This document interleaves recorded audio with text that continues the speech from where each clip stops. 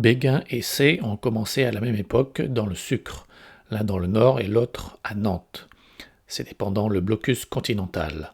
La France était privée du sucre de ses colonies par la flotte britannique. Le 2 janvier 1812, Napoléon, qui aimait bien mettre du sucre dans son café, apprend que le chimiste Delessert était parvenu à tirer du sucre de la betterave. Le jour même, il ordonne la mise en culture de la betterave sucrière.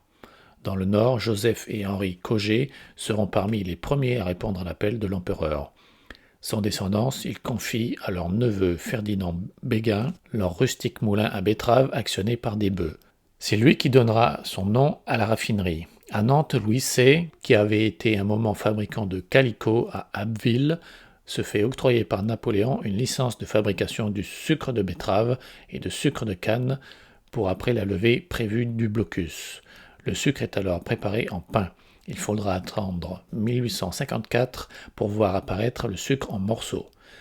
Béguin et C restèrent concurrents jusqu'à leur fusion en 1973. 6 ans plus tôt, C avait tenté une OPA sur Béguin, mais sans succès. Aujourd'hui, ils se sont fondus dans la tasse du groupe italien Eridiana.